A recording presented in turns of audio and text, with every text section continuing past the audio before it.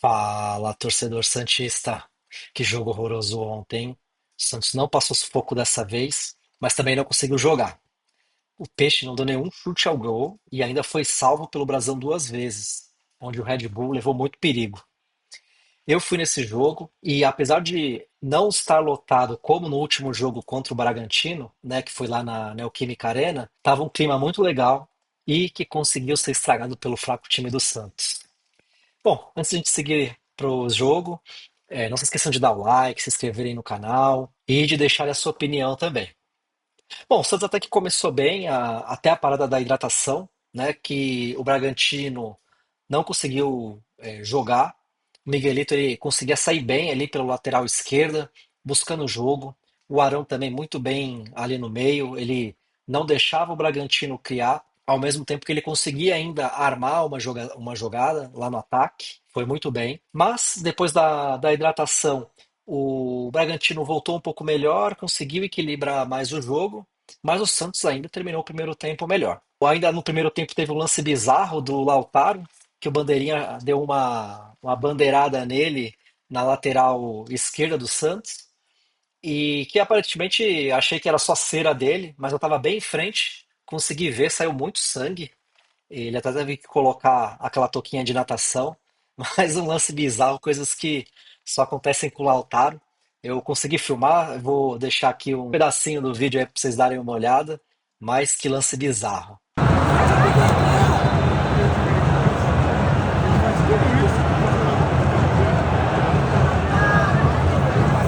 Agora eu quero ver fazer gol de cabeça, hein, mano.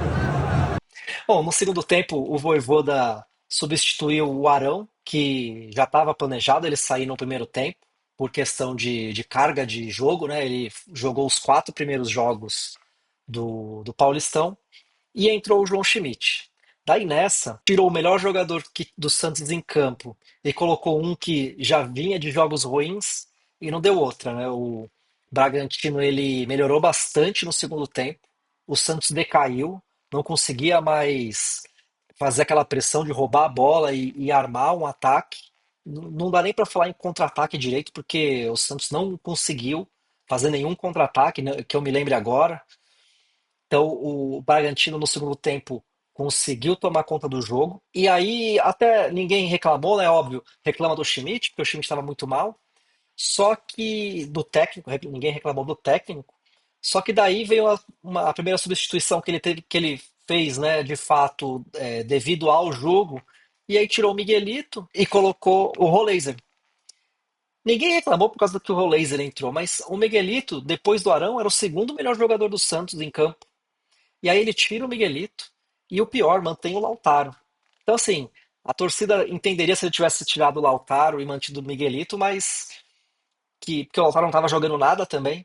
Então, péssima substituição do treinador ali, pouco ousado, né? Então a torcida ali já começou a ficar com raiva. O clima também não tá bom pro Mike e nem pro Escobar, né? Os dois até que não foram tão mal, né? Falando defensivamente, mas não criou nada ofensivamente. Então o time que já não tem um ataque muito bom, perde muito poder ofensivo com esses dois jogadores. E no segundo tempo, que o Bragantino estava melhor, muito se passou pela atuação do Mike, porque o Bragantino explorou, né, essa brecha que o Santos tem, que é a lateral direita, e o menino que estava ali cobrindo o Mike, ele ficava meio afastado. Então, o Bragantino sempre que atacava ali, atacava com dois, às vezes até três jogadores. E aí, até o menino chegar lá para dar o apoio, então a jogada já se desenrolava. E o Mike, que também já não está bem, está sem confiança, deixou muitas jogadas do Bragantino acontecer por ali. Não comprometeu, até porque o jogo foi 0-0, não teve nada que a gente pudesse falar, nossa, o Mike ali entregou, né? Como ele vinha entregando aí nos jogos anteriores. Mas também o jogo muito abaixo, porque não cria nada ali pela direita. Bom, o Santos não conseguia atacar, até teve duas finalizações ali com o Gabigol, onde ele chutou por cima, as duas, uma no primeiro tempo e uma já no segundo. Não jogou também, Gabigol mal apareceu. Teve essas duas finalizações que, de certa forma, até poderiam ter virado gol, mas nem acertou o gol, né? O Cleiton, o goleiro do Bragantino, nem encostou na bola para fazer uma defesa. Então, assim, o ataque do Santos foi nulo nesse jogo. Não produziu nada. E o Roleiser que entrou também, de novo, errando passes bestas. e alguns passes ali no meio de campo eu estava muito próximo ali, você vê que, fala, pô, meu, esse passe aí até eu acertava. E, pô, eu sou bagre, né? Então, até para níveis de jogo de fim de semana eu sou bagre, mas aquele tipo de passe eu não erro. E então, assim, Rolês é muito mal também em campo.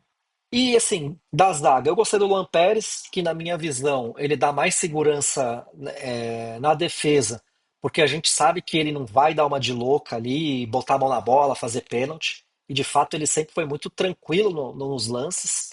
Só que quando a gente fala num jogo que o Santos estava fazendo só ligação direta, o Luan Pérez já não é bom nisso, ao contrário do Zé Ivaldo, né? Que ele entrou no lugar nessa partida, que o Zé Ivaldo não entrou nessa partida, só que o Zé Ivaldo é muito melhor nesses lançamentos lá de trás para encontrar um jogador lá na frente. Então o Santos, não jogando o Zé Ivaldo, perdeu essa ligação direta para o ataque. Então a única jogada que o Santos tem hoje, mas o Vojvoda estava muito mais preocupado em perder do que ganhar o jogo, né? Então ele preferiu sacrificar uma possível vitória do que uma derrota que poderia ter saído aí num lance besta do Zé Ivaldo. O Adonis Frias também jogou bem, não comprometeu, conseguiu controlar bem lá atrás, tirou umas bolas do ataque do Bragantino. Então também não comprometeu. A zaga como um todo não comprometeu defensivamente, mas comprometeu, né, não ajudando ofensivamente. Não tem o que falar do Zé Rafael, que até começou bem ali nos 10 primeiros minutos, só que também sumiu do jogo, não conseguiu fazer nada. Não sei o que está acontecendo com o Zé Rafael, ele não é nem um décimo do que já foi no Palmeiras, e até nos jogos bem que ele teve ano passado também não está conseguindo mais jogar, então não tem muito o que falar dele aqui. Lautaro, outro jogador nulo, pode até ter ali uma função tática de marcar pressão, mas futebol é jogo com bola, e de bola ele não entende, ele não consegue fazer uma jogada, não consegue finalizar. Muito mal, Lautaro. Na minha visão, ele não deveria mais jogar, pelo menos não entrando como titular. Talvez fazer o que ele faz com o Matheus Xavier e com o Robinho, de botar nos 10 minutos finais. Coloca ele nos 10 minutos finais, pô. Então, aproveitando que o outro time já tá também um pouco mais cansado, quem sabe numa pressão dessa que ele até que faz bem, né? Não consegue aproveitar o jogador cansado e gerar alguma jogada. Então, assim, não dá mais pro Lautaro entrar como titular nesse time, por mais que seja um time muito fraco. E ainda entrou o Rincon, que, assim, sem explicação também, o jogador já não tem mais a mesma pegada de quando chegou no Santos em 2023. Minha visão também não dá para mais entrar em campo. Péssima escolha do treinador. Não sei se, também olhando aqui, não se tinha outra opção, porque o próprio Schmidt também não estava muito bem, mas assim, mostra o quão fraco é o time do Santos, o elenco, né? E o melhor jogador do campo, não tenho o que falar, foi o Arão. Ele conseguiu ir bem na defesa, apoiando o ataque, e quando ele saiu, o time desmoronou. Então não tem outro jogador que tem como destaque positivo, como, na minha visão, melhor em campo. O Brasão no gol também não foi tão acionado, mas quando precisou estava lá. Numa boa finalização do Sacha, uma boa jogada de contra-ataque que o Mosqueira entrou cara a cara com o goleiro, e aí o Brasão conseguiu ali abafar e tirar com o pé, muito parecido com o que ele fez no jogo do Guarani, né? Então, Brasão também o segundo melhor em campo.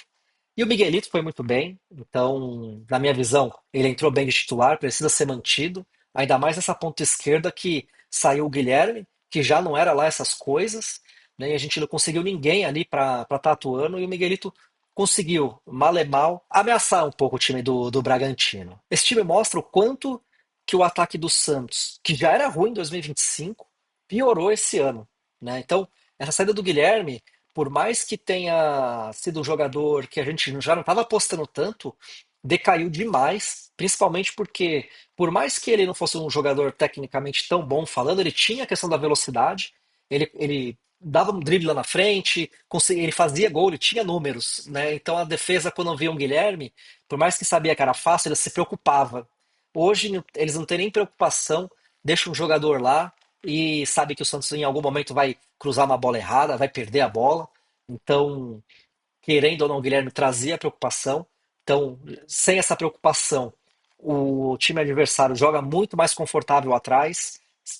se expondo mais a contra-ataque, porque sabe que não vai ter muito perigo. O fato de o Barreal estar fora também prejudica muito. Também não é um jogador que é brilhante, está desempenhando bem, mas os substitutos dele são muito piores que ele, né? Então fez falta o Barreal, mas não pela qualidade dele, mas pela deficiência dos que entraram no lugar dele. Tá na cara, precisa urgentemente de reforços, e reforços não são contratações, são jogadores melhores do que a gente tem aqui hoje. Precisam ser jogadores que resolvam o problema. Com o problema financeiro que o Santos tem, a gente sabe que isso não vai acontecer. Talvez venha um ou outro jogador aí que não seja um salvador da pátria, vamos dizer assim. Enfim, vai ser mais um ano difícil. Campeonato Brasileiro começando na quarta, já contra o Chapecoense fora.